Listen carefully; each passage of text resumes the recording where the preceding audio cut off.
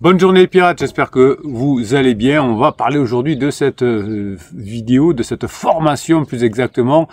Comment apprendre à décider avec la méthode Décide. Vous savez que vous avez pas mal de décisions à prendre quand vous êtes en crise de couple, quand votre conjoint vous fait des dingueries.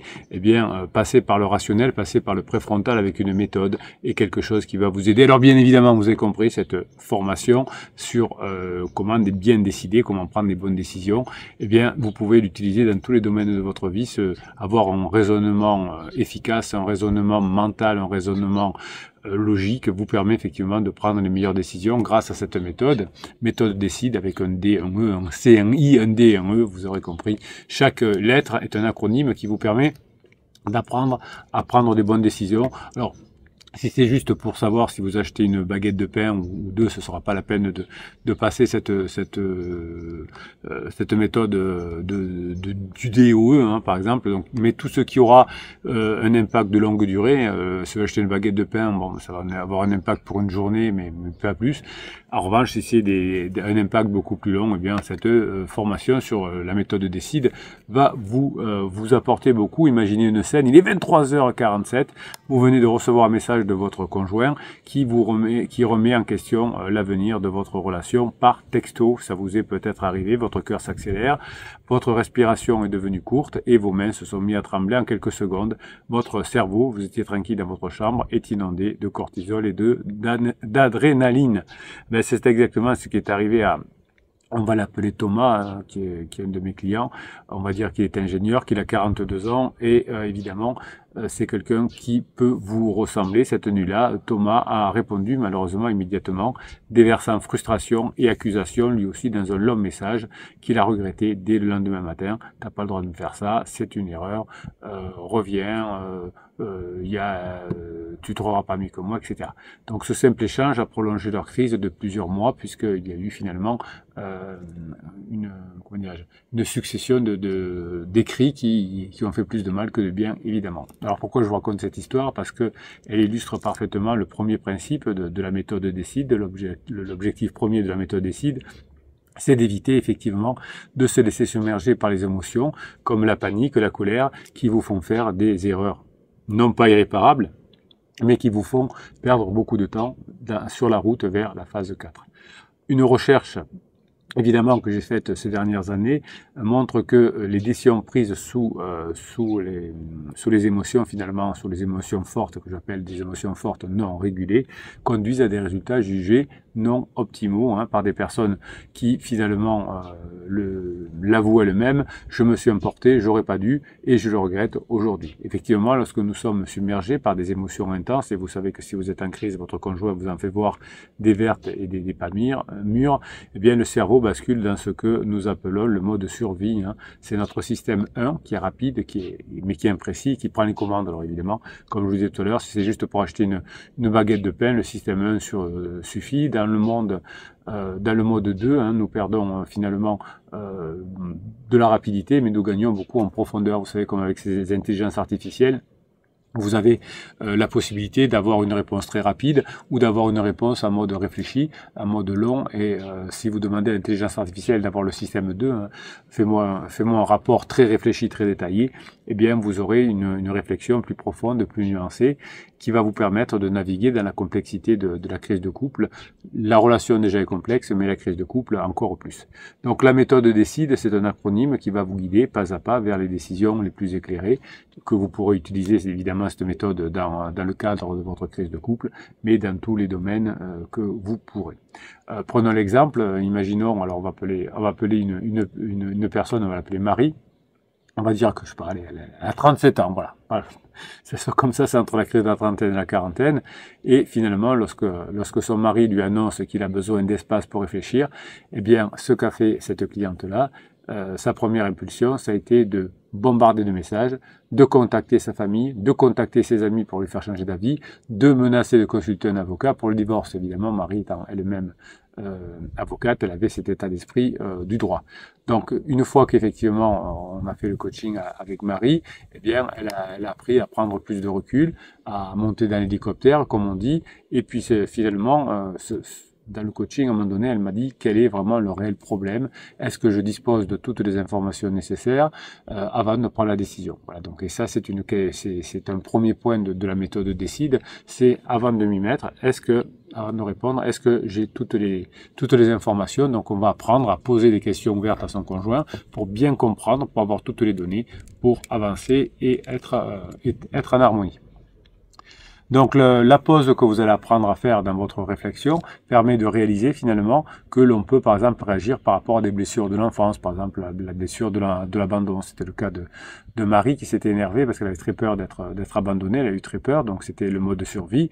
Et le fait de travailler pendant le coaching sur cette blessure de l'enfance qui était l'abandon. Alors, pendant le coaching, on travaille, c'est pas des séquences de psychothérapie, mais je l'ai renvoyé aussi tout de suite vers la formation, effectivement, puisque dans les coachings, on a droit à une formation gratuite, vers cette formation sur les blessures de l'enfance.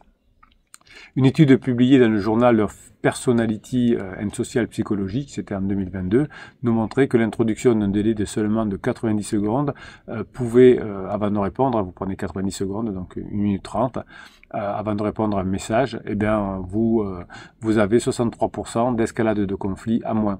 Donc, vous allez juste dire, par exemple, au bout d'1 minute 30, écoute, on en parle demain, je t'appelle, on en parle demain, et le lendemain, vous appelez et vous proposez un repas au resto pour en discuter.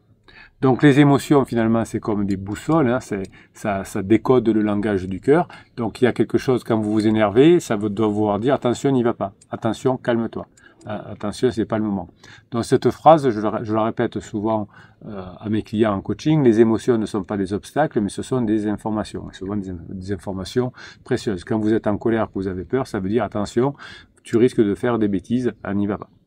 Alors c'est difficile hein, quand on est en colère ou quand on a peur, on a envie de parler, on a envie de résoudre la situation immédiatement, mais ça ne fonctionne pas comme ça.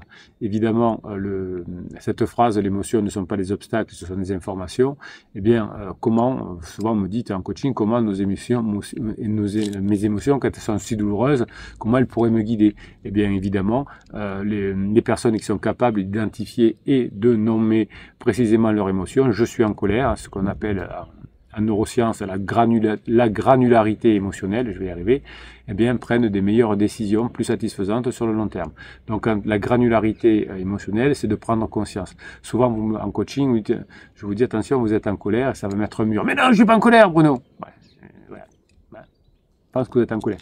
Et donc, quand on est en colère, on a finalement des catégories émotionnelles qui font comme des vagues et on n'arrive pas, évidemment, quand on oscille entre la peur, le dégoût, la tristesse ou la colère, eh bien, on n'arrive pas à prendre des bonnes décisions. En revanche, quand on calme ces mauvaises émotions, ces émotions qui font mal plutôt que mauvaises, hein, puisque ce sont des guides, eh bien, et que l'on transforme par de la joie, de la surprise, eh bien, on prendra des meilleures décisions. Donc, la méthode décide va transformer votre approche.